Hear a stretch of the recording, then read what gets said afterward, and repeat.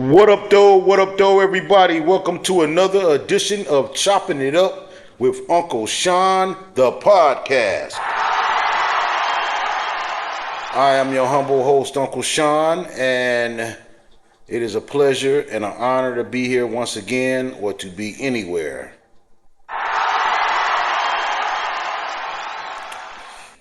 The first thing I'd like to do is I'd like to kick a little black fact for you.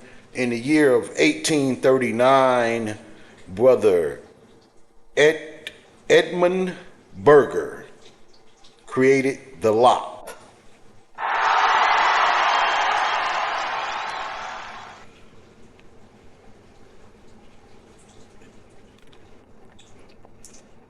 We like to salute that brother Edmund Berger for creating the lock. And we've been locked up ever since. All right, well, listen. The other day, I went to the store to play some lottery numbers. And as I'm preparing to see what lottery numbers I'm going to play, I look over to my right side and I see an entire box that said free. And the product that they were giving away for free is a product called Narcan. Huh? Narcan. Now, if you're not familiar with what Narcan is, it's a product for people who have OD'd on opioids to, I guess, reverse the effects of the overdose. They are giving this away here in Michigan, at least where I live. This is my first. I don't know how widespread this is. I don't know how long it's been going on. I'm not the most in the loop dude in the world. You know, I'm not outside a lot. You know, so I happen to see this now. You know, I've been to this store. You know, I probably go once a week or whatever. And this is my first time seeing it. And I don't remember seeing it in any other stores. But they are giving away, making it available for free, Narcan for junkies. What? Yeah. And when I saw it, I was taken back. I ain't gonna lie. The more I thought about it, the more the shit pissed me off. I'm like, so let me get this right. Because I grew up during the 1980s in Detroit. And I was there during the crack epidemic. And I also was present in Alabama when the crack epidemic started hitting around 1988, 89. And I saw the devastation that crack did to the black community. I saw the devastation that crack did to black families. I saw people who were once hardworking, productive people turn into crack holes and useless people. And the only thing that the government and the folks could think to do was lock them up and throw away the key. That's what they did when you got caught with crack, and they didn't give a fuck if you was selling it or taking it. You mess around and get caught with a couple of rocks in your pocket, you could have been crackhead. They throw your ass in prison or jail. Jail first, then prison. And it wasn't no it's an epidemic, it's a health epidemic, like the fucking opioids. Because you know who's on opioids? Just take a guess. Just take a guess. You think you got it yet? Because the first people to get on the opioids were white suburban housewives. Huh? Yeah. Housewives sitting at home, depressed or whatnot. They go to the doctor, and the doctor prescribed their ass anything they want. That's how they got hooked. Let me tell you something. As a black man, I've had broken bones. They don't want to give me no pain medication. They give me a Tylenol or some weak ass shit called Tramadol. That's all they'll give me. And a lot of black people have that issue. That's what saved us, a lot of us, from being junkies.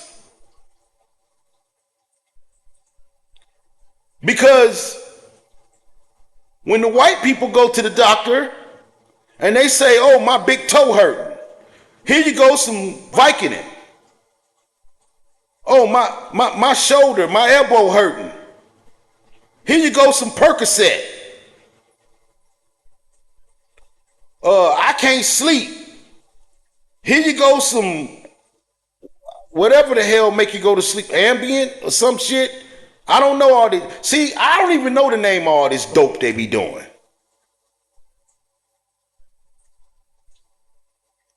And then the only way they can get black folks to start acting like junky ass white folks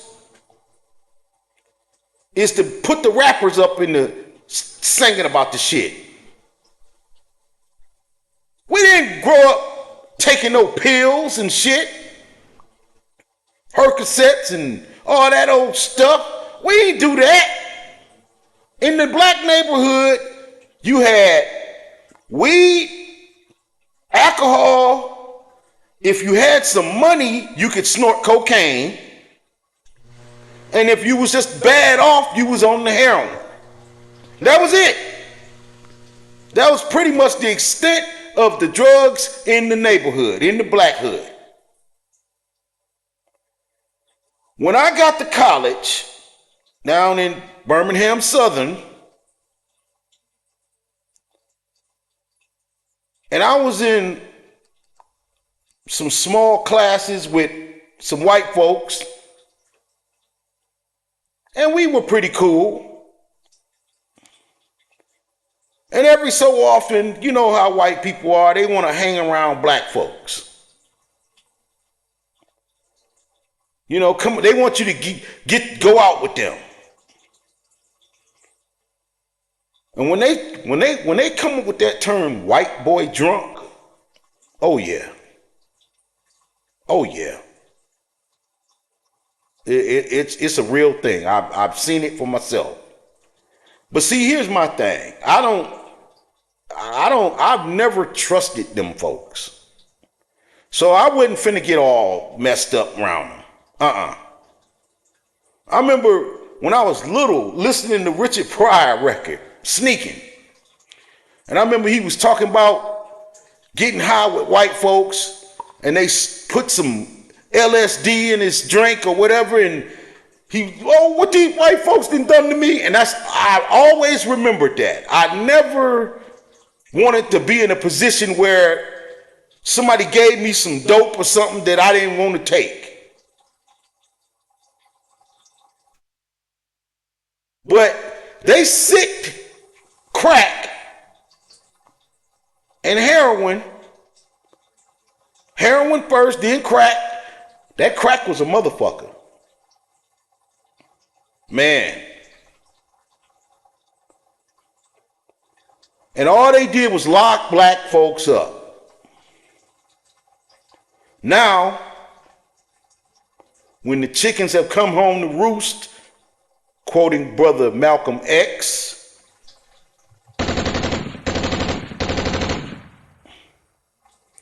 now the opioid epidemic, it's a health emergency. So much to the fact to where they got the antidote for junkies. They give it away free at the goddamn corner store. I find that fucking unbelievable. And another smack in the face. These some of my bitches hate us. They want to destroy us. They want to see us suffer, die, go away, whatever. But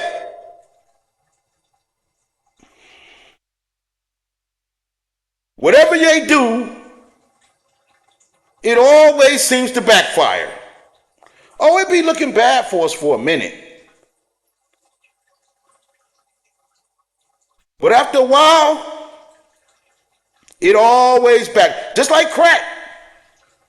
See, crack was not a problem until them white boys started coming over to the hood trying to have Scotty beam them up.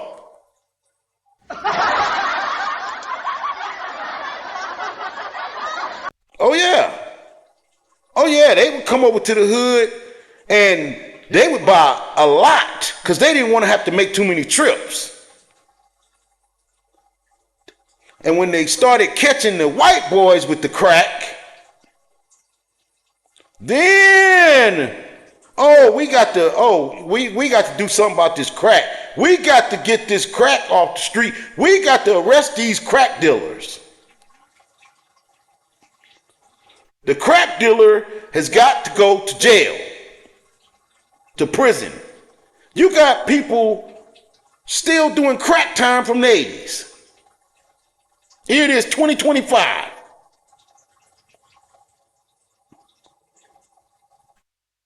But you know what about these opioids? Just show you how bad it really is. When they start giving away junkie medicine at the store, it's bad. See, they're not going to tell you how many white folks is being unalived by that opioid dope. But let me tell you something. I live here in Michigan. We got a county called Monroe County. Monroe County, Michigan. Them opioids done swept up through there, and more of them folks pass away than they'll ever talk about. Utah. Yeah. The mighty white state of Utah has got a bad opioid problem. And they passing away. Yes. Along with not procreating at a rate to keep up with the rate of deceasing, they also are falling victim to the same things that everybody else does. Plus, the opioids are taking their ass out. It must be really, really bad to where when I go into the local corner store to play my lottery number, they're giving. When do they ever give anything away that will help anybody? Unless it's, we got to save these white folks. They're giving away Narcan. You can go to the store. My cousin asked, did you get some? I'm like, nah, I ain't no junkie.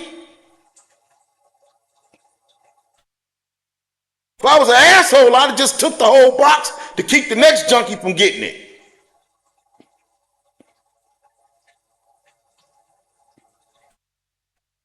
But I'm not that damn evil. Well, maybe I am, but I didn't think about it at the time.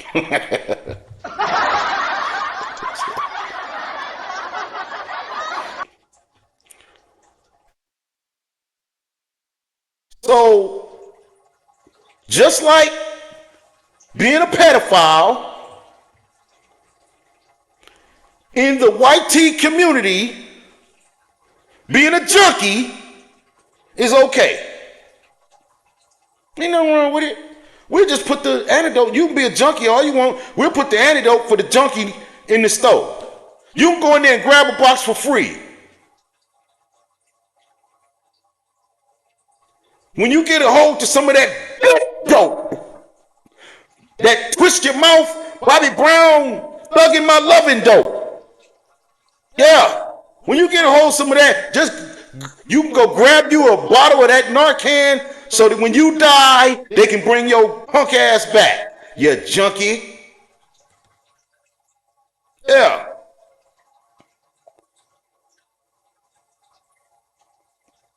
Listen.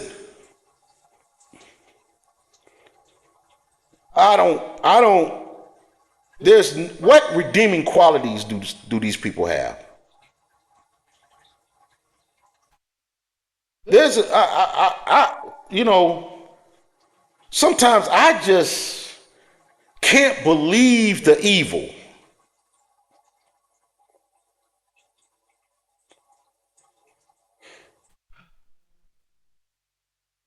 But, you know, this is the way, you know, and you know, think about all the crackheads that could have used some help rather than being sent to prison and being subjected to the tortures that go on in there.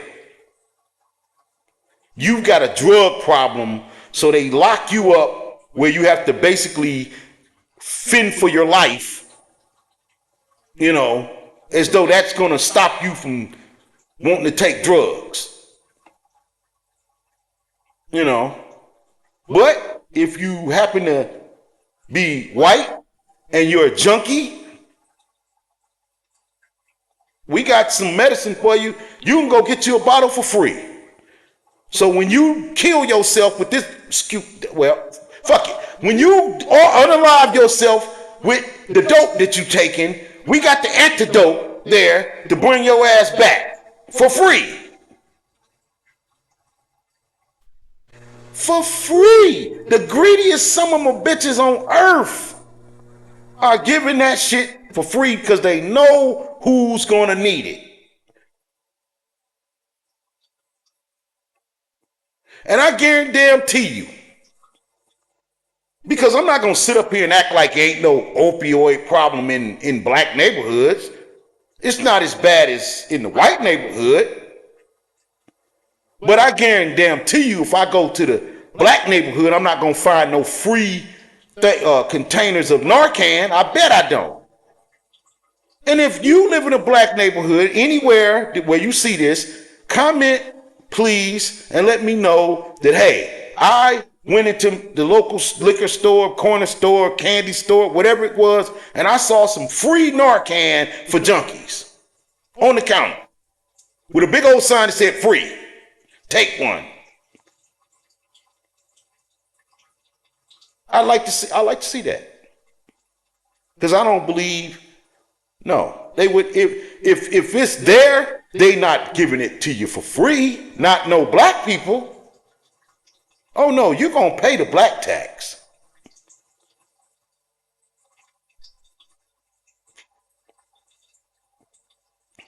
But guess what?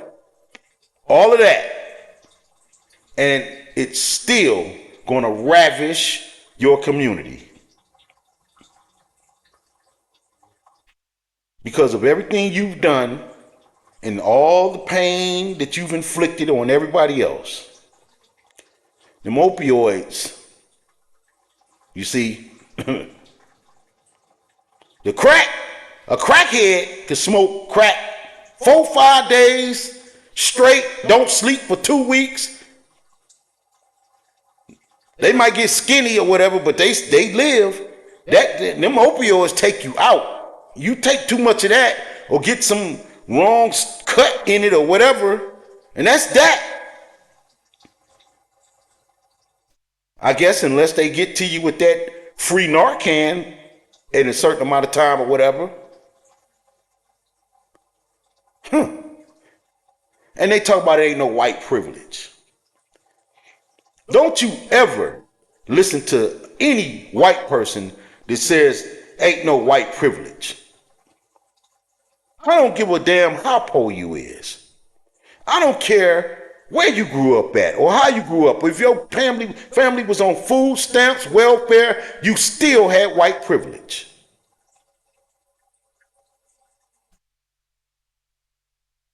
Because when push come to shove, they gonna make sure that even the least of you, the junkies, have the means by which to survive. All you got to do is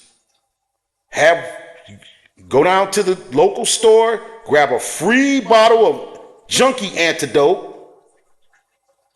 or have one of your local or your friends or family members grab it while you laying there on the floor turning blue, and come and give it to you, and you might live.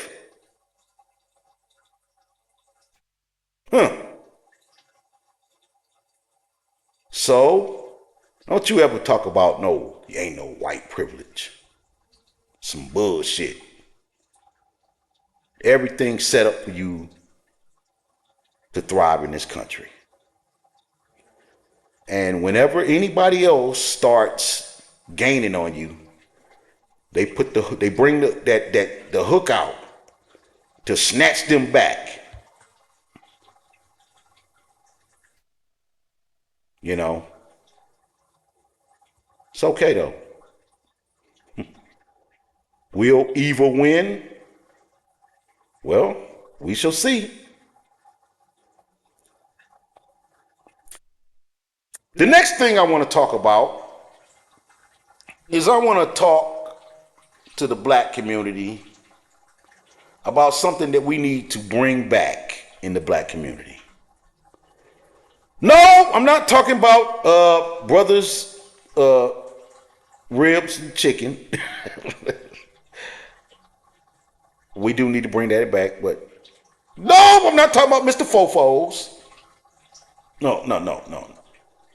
I'm talking about something that we need a heavy dose of in the black community, and that is shame. We need to bring shame back. You see, when there was shame,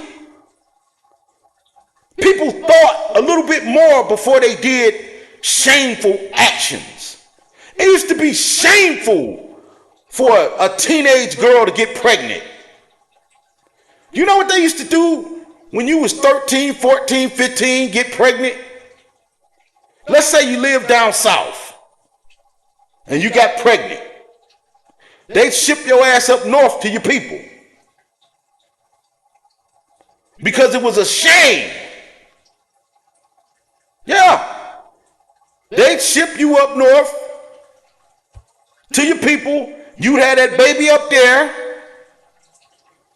And sometimes one of your aunts or older sister, or sometimes even your mother, would claim the baby as theirs to keep the shame off of you. It used to be shameful for a woman to go out dressed inappropriately. You remember when women used to sit down with a skirt on and smooth their dress out before they sat down and cross their legs? I do. Now, half these broads, man, I ain't gonna tell you how many panties I done seen.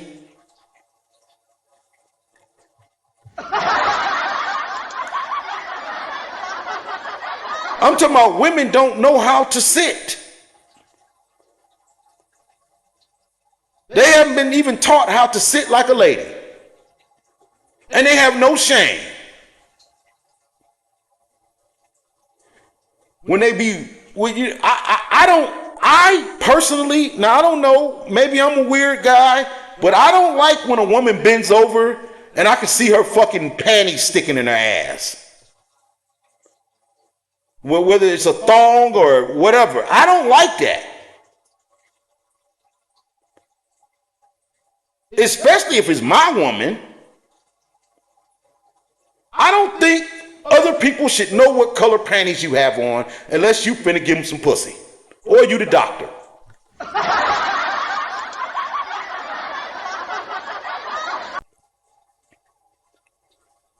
You know, it used to be where when we went out in public and some of us would get a little loud or belligerent, it would be other black folks there would be like, hey, you know, and I didn't like this term, but I've heard it before. I didn't like it. Stop acting black.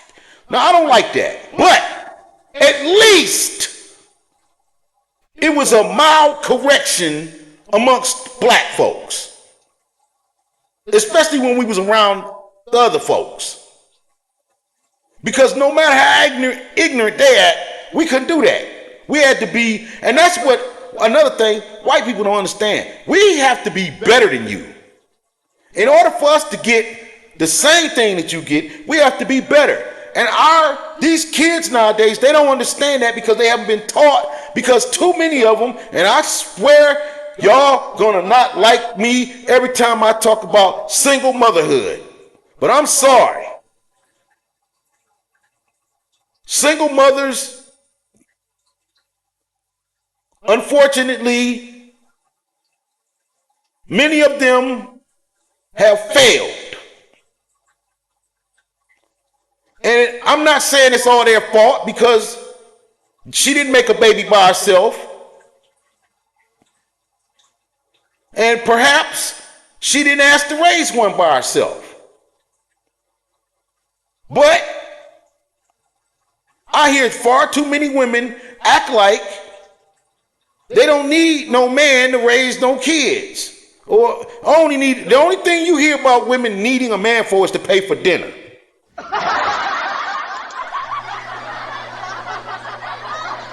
I think I heard one or two of them crying about shoveling some snow. They need a man to shovel the snow.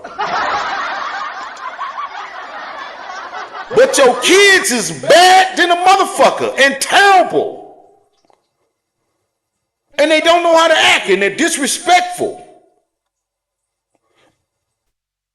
You see, it takes two parents in the household and at least one of them having some motherfucking sense to correct the kids when they little so that they grow up with some kind of a foundation. And yes, they may stray away during the middle year, you know, that teenage to maybe like 23 age bracket. If they can live through that, a lot of times they start acting the way they were raised. Hopefully. But when they ain't been raised, and everybody's talking about, oh, don't shame me. No, you need to be shamed. If you're a slut, you need to be slut shamed. If you're a thief, you need to be thief shamed. If you're a liar, you need to be lie shamed. Pedophiles need to be pedophilia shamed. People need to be fucking ashamed of the stupid, unethical, illogical, rotten things that they do. Nobody wants to be shamed. You need some fucking shame. That's the problem. Ain't nobody ashamed of nothing they do no more. A hoe, just go and just be a hoe. Oh, a bum ass dude, just gonna be a bum ass dude. I ain't gonna do nothing but be a bum. And don't shame me for it.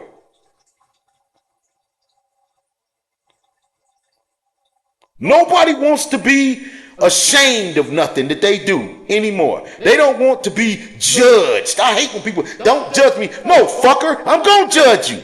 That's how I know who the fuck I need to talk to and who I don't need to talk to and who I need to be around and don't be around. Because I judge. This person has good character. This person has no character. This person has low character.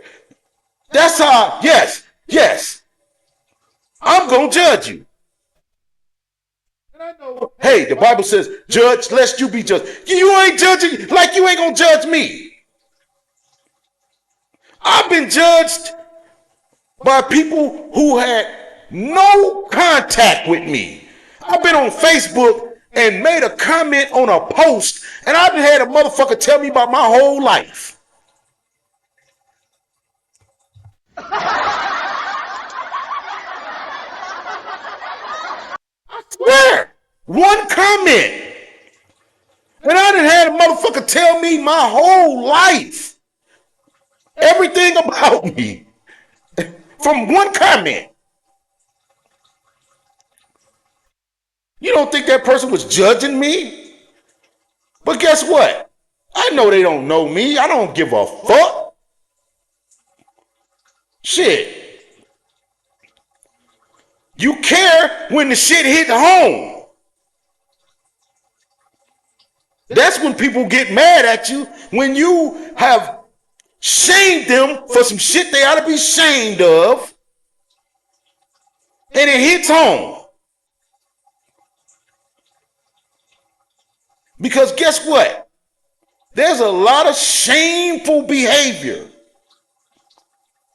And a lot of you ought to be ashamed of yourself for not raising your children. Now they got what they call YNs running around, acting a fool everywhere they go. And when I hear them talking about, well, maybe we ought to start locking the parents up, I'm almost at the point where I'm kind of with that. Do something, find them, something. Are you afraid to grab your little fucked up ass kid by the back of their neck and tell them, chill the fuck out? Go get a job? Do something positive? And if you ain't, at least be quiet. See, another thing besides shame we need to bring back is ass whoopings. The ass whooping has saved lives. I believe ass whooping saved my life. Because I'm not saying I didn't do no bad stuff. I did stuff that I'm very ashamed of. I did stuff that, hell, I'm gonna be honest with you. If I'd have got caught, I'd have been somewhere. I wouldn't be sitting here right now.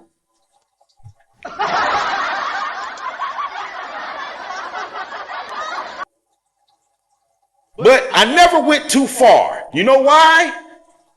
Because I was never more afraid of nobody in the street than I was my father.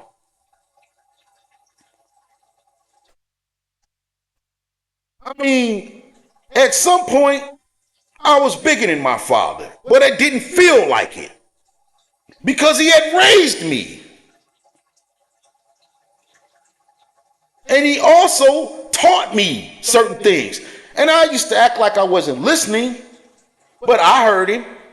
And those lessons have served me well. Trust me.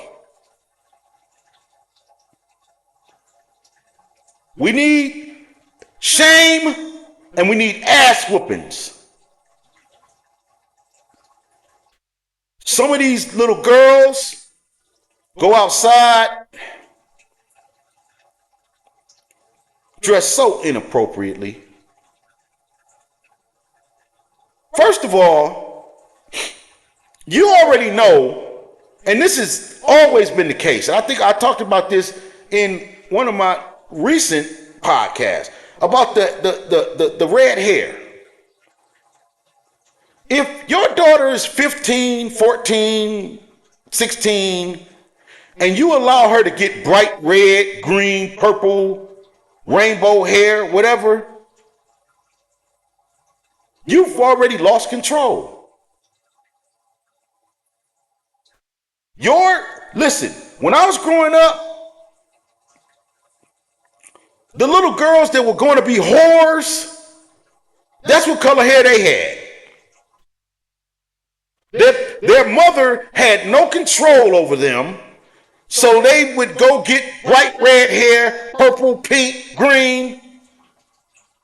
And that same little girl would be the one that would run away from home every time she didn't want to do what her mama said and go and fuck half the neighborhood.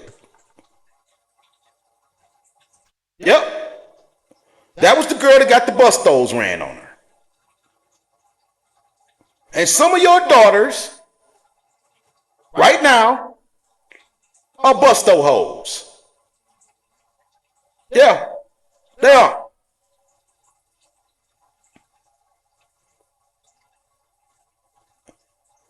And you sitting there looking right at her, and you know the signs. As soon as you go to work, she's sneaking boys in. Or men.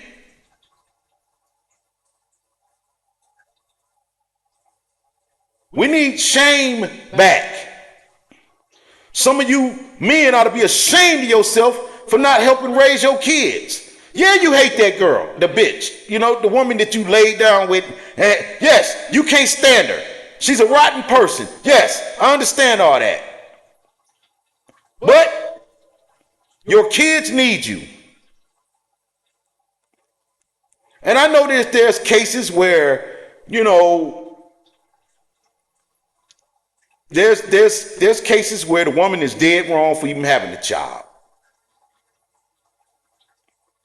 I seen one earlier today, scrolling around on TikTok. A dude was arguing with his baby mama and her brother, and there was a couple other people standing around, and she telling him how he needs to take care of his son or daughter. I can't remember which one it was. And he told her, I gave you $500 to go get an abortion, and you didn't get one, and you knew I didn't want to have a child, and you kept my money, and I didn't hear from you until after the baby was born. And she's telling him, yeah, but the baby here now, and blah, blah, blah. See, that's messed up. That's fucked up. That's fucked up. In cases like that, you knew that this man did not want a child. And you took his money and you kept it. And you didn't use it for what he gave it to you for. So that means that you should have returned his money and said, no, I'm not going to do that. I don't want to go and terminate my pregnancy. Here's your money back. Because by you spending it, I might be right. I think that's called criminal conversion. When you take money that was allocated to you for a certain thing and you spend it for something else, he should have probably sued her fucking ass. And now she wants him to take care of a child that he thought he had. I mean, look, I'm not here to argue about abortion. That's not what I'm here. I'm just talking about a situation where a woman knew that a man did not want a child, and he actually gave her money, and she agreed to go and terminate the pregnancy, whether you feel that's right or wrong.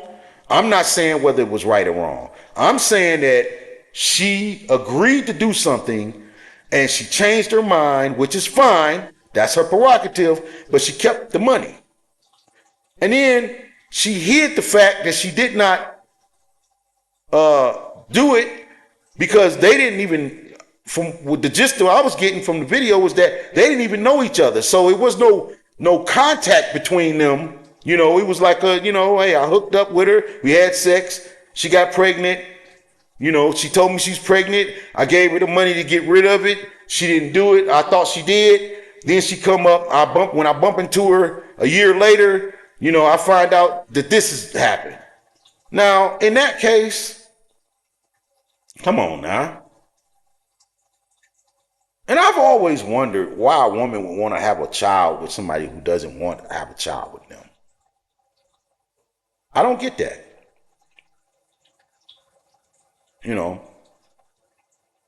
That's like, I mean, I don't want nobody to do anything with me who doesn't want to do it. Period. If you don't want to go out to dinner with me, then please don't go. If you don't want to hang out with me or whatever, don't hang out with me. Because I'd much rather not be around or engage with people who don't want to engage with me. So when I hear about that, where, the woman, a lot of times I guess it's ulterior motive. Or you think you're going to get some money, or I don't know. But why would you do that? And as a man, yes, you're supposed to protect yourself from that happening. You're supposed to, if you're not in a committed relationship, put that rubber on. I don't know what the hell people got against rubbers. I mean, okay. It don't feel as good. Okay. But it does herpes and AIDS and stuff, does that feel as good? Shit. Clap. Make them clap to this.